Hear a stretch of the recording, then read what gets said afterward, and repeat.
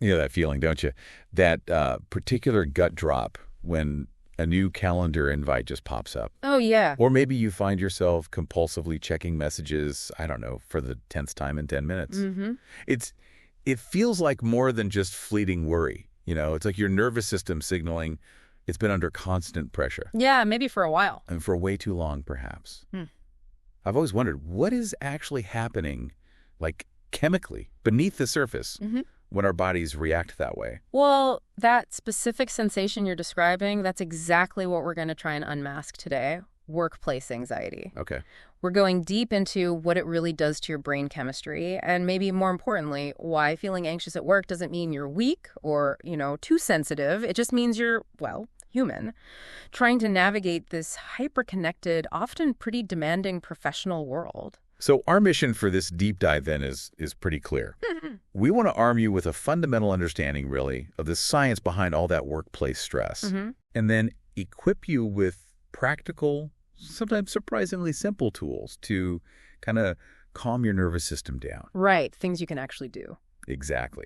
The goal is to help you feel significantly better, maybe without needing huge life changes. It's about understanding these sort of invisible forces at play and then building your own personal toolkit. Okay, so let's unpack those invisible forces then. What does chronic workplace stress really do to your brain? It's kind of amazing how deep the impact goes. Yeah. Beyond just a feeling, isn't it? Totally. We often think of stress as, purely mental, but the physical, the chemical effects are pretty astonishing when you look into it. Absolutely. So when stress becomes chronic, it significantly boosts cortisol. That's your main long-term stress hormone. Right, cortisol. Heard of it. And here's where it gets really interesting, right? High cortisol doesn't just make you feel bad. It literally impairs memory. Oh. It impacts the size and function of your hippocampus. That's the brain region crucial for forming memories. So that brain fog you feel when deadlines are looming, it's not just fatigue.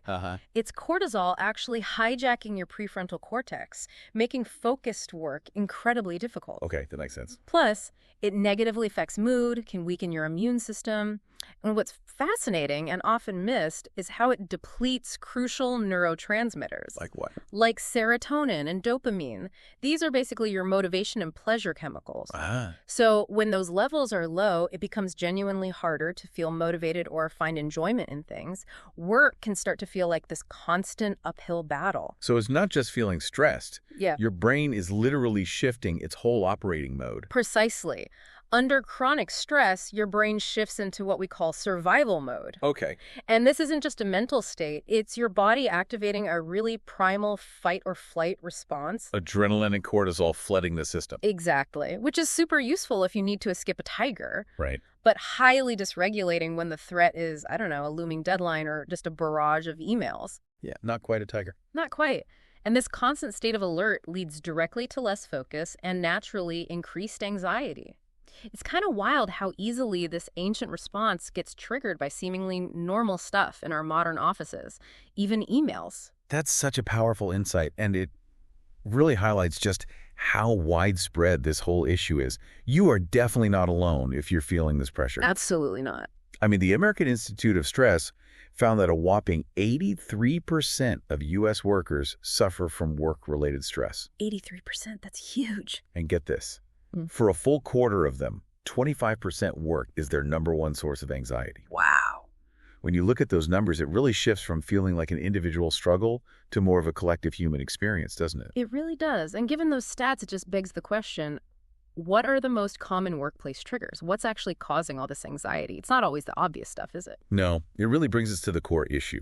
Our sources pointed to some common culprits. Organizationally, things like unclear expectations from management.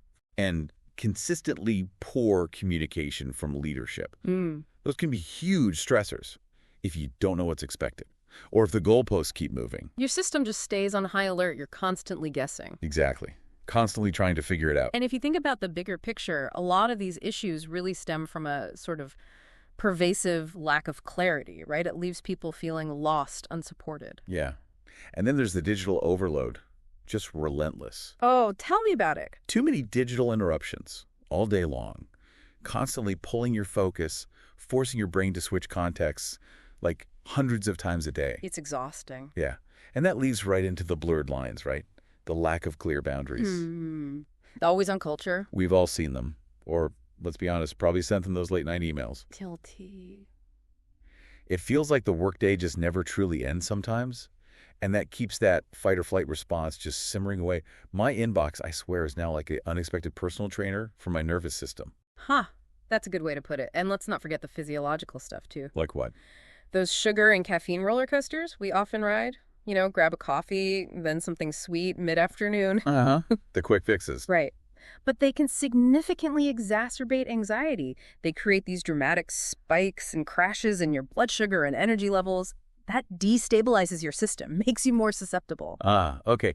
That explains so much. That's why we've all sent a message and then immediately reread it like 7 times, wondering, oh, God, did I sound weird? The tone check spiral? Yeah. Or was the tone off? That's not just overthinking, is it? It's a clear symptom of an overstimulated nervous system, just trying to control every possible outcome. Exactly. So, given how pervasive these triggers are and the very real impact they have on our brains, the real challenge, but also the opportunity, I think, lies in figuring out what actually helps. What helps us find calm and get back some control. Yeah, okay. The good news is there are actually incredibly practical things, immediate actions you can take. Like, well, for example, incorporating journaling breaks. Or even just quick brain dump breaks between tasks. Just getting it out of your head. Exactly. Getting those swirling thoughts down on paper or screen helps clear the mental clutter, creates actual space, and, maybe surprisingly, the power of just saying no more often. Boundaries again. Yeah, nicely, of course. But it isn't just about managing your workload. It's a powerful act of reclaiming agency. It directly counters that feeling of powerlessness that fuels so much anxiety. That's a great point. And what's fascinating here is it's not just about what you do behaviorally, but also what you kind of put into your body. You mean like nutrition? Nutrition, supplements, yeah. Things like adaptogens and magnesium play a really significant role in regulating your stress response. Okay, tell me more about adaptogens. Well, adaptogens like ashwagandha or rhodiola, they're pretty unique. They help your body adapt to stress, basically by normalizing the HPA axis. That's your central stress response system. Right. And magnesium. I hear a lot about that. Magnesium is crucial. It's a mineral involved in like over 300 enzyme reactions in your body. Wow. And many of those directly calm the nervous system and support healthy neurotransmitter production. Our sources specifically mentioned magnesium chelate and B-complex packs as really good options for supplemental support. Interesting. Okay, so we have behavioral strategies, nutritional support. Yeah. What about mind-body stuff? Yeah, absolutely. And these techniques can seem daunting, maybe time-consuming, but they really don't have to be. Okay. Even just 1 to 3 minutes of focused breath work or a quick guided grounding exercise, that can make a measurable difference. Right there, in the moment. Shifting your physiological state. Just a few minutes. Just a few minutes. And for focus, especially amidst all the digital noise, white noise or binaural beats can be incredibly effective tools. Binaural beats, how do they work? It's pretty cool, actually. They involve playing 2 slightly different sound frequencies, one in each ear. Your brain then perceives a third phantom frequency. Yeah. And this phantom beat can help guide your brainwaves into more relaxed or focused states. It's a fascinating way to use sound for mental well-being. That is fascinating. It's not just woo-woo stuff then. Not at all. And there's compelling research backing this up. A big 2023 meta-analysis from Stanford. It showed that workplace mindfulness programs can cut anxiety by up to 38% in just 8 weeks. 38%. In 8 weeks. Yep. That's significant. This isn't just theory, it's evidence-based. It shows a real impact in a relatively short amount of time. That's a massive reduction. It really shows the power of these sort of integrated solutions, doesn't it? Absolutely. We've seen examples of really comprehensive approaches that blend different strategies, like functional snacks designed specifically to prevent those anxiety-inducing sugar spikes. Or even AI reminders that gently nudge you to move or hydrate during the day. Little things. Yeah, the little things add up. You can also find apps or platforms with built-in white noise and relaxation tools. And increasingly, we're seeing initiatives that help HR teams make wellness not just available, but actually accessible. Making it easy, not awkward. Exactly. Yeah. Because if it's awkward or difficult, people won't do it. This isn't about adding more to your plate, but about smart, targeted interventions that fit into the workday. Okay. So, as we wrap up this deep dive, let's try and bring it all together for you, the listener. The first, and maybe the most crucial thing to take away is this. You are not alone. Definitely not. Anxiety is a normal human response, especially in today's work environment. But, and this is key, it is absolutely not permanent. That's right. And remember, your brain isn't broken, it's just well overworked. Yeah. And the truly empowering news here is that simple daily shifts, these small consistent actions we've talked about, they really can make you feel 10 times better. So don't wait for full-blown burnout to start caring about your nervous system. Please don't. That's a really crucial takeaway. Yeah. Be proactive. Yeah. Not reactive when it comes to your well-being. Yeah. Think about it this way.